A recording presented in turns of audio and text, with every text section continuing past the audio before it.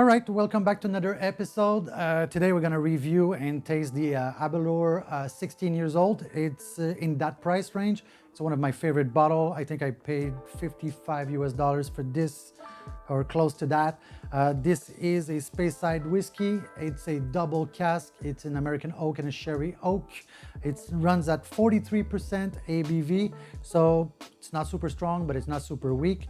This company is a great company. Their whiskey line is very even.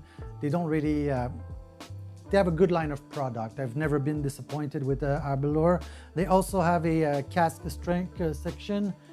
Here, like the Abuna, I think it runs at 59.2% alcohol, which is quite nice. Let's crack it open and see what's up with this. By the way, don't break the cork. They're very large cork. They're hard to replace. So let's start. Well, you can smell the sherry on the nose for sure. You can feel some nuts in there. It's actually a very nice deep gold color. Yeah, some dry fruits, lots of dry fruits. Yeah, maybe a little bit of nuts. Like I said, a little bit of nuts, not too much. Let's try it.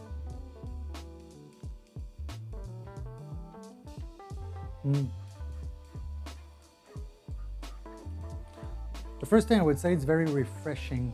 It's not a heavy, it's not smoky or peaty, so it's refreshing. It's rich, but it's not full-bodied. You get floral. Yeah, it tastes like red apple a little bit, and a hint of caramel. I like the fact that it's very refreshing and smooth. Like smooth, very, very smooth. It's a good 16 years. It's a good showing. Unlike the Highland Park 16, which was a kind of a disaster bottle.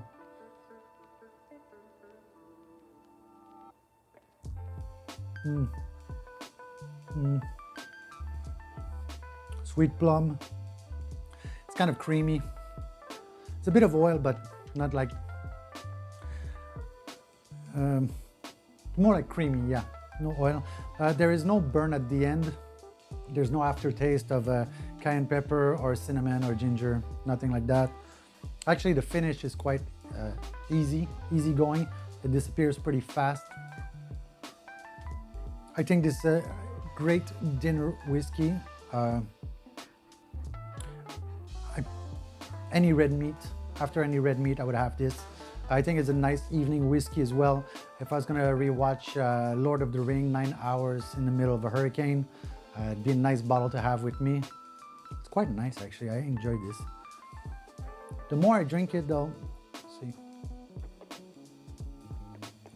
Yeah, the more I'm drinking, more plum, more sherry comes out. It's not a sherry bomb, but we're not far from it. Has a complexity to it, but not over complex. From my first sip to the third sip I just took, the flavor profile changed a little. It's more open now. I can taste more stuff. You could add a little drop of water in it.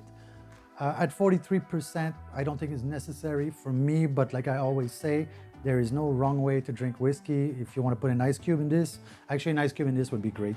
If it's too hot outside, and I'd put an ice cube in it myself. Yeah, if you want to put soda in it, like I said before, you drink it the way you like it. There's no wrong answer here. You know, on the finish now, I feel a little bit like a vanilla. I think for $55, depending on where you live, I know some states have higher taxes, or England, they're crazy with taxes. I paid 55 bucks for this, 55, 57. I think is a very, very good return on what you paid. For the same price, the Highland Park 16 there, it's a 1 liter bottle, was a complete disappointment. So yeah, I think it's a great bottle to share with people who don't drink whiskey a lot, because it's non-offensive whiskey. There's no smoke, there's no peat, it's not harsh, there's no bitterness, it's not sour. Share with the ladies, or share with your mom, your dad, and have a nice conversation. Does it have its place at a poker game? I think it does actually. I think it keeps the mood of the conversation light and high and happy. Maybe sometimes you go a little bit too peaty, too smoky. The conversation brings down because everybody feels a little bit heavier. This is not it. This is light and happy. And here, spring. Think of spring after winter. It's kind of like that. That's how refreshing it is. Yeah, I want to drink more of it now. Makes me happy.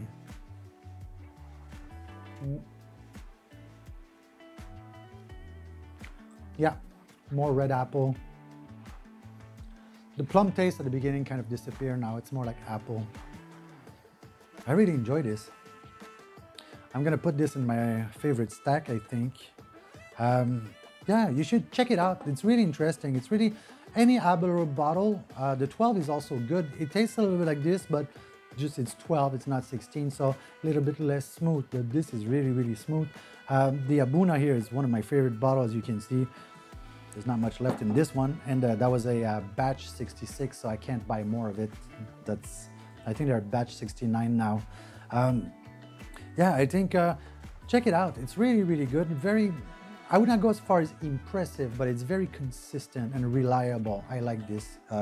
Aberlour is Aberlour. So, all right. So anyway, check it out. And if you have any questions or a suggestion, or you want me to take a bottle down and try it for you, just put in the comment section, and you can post your tasting note as well and what you think.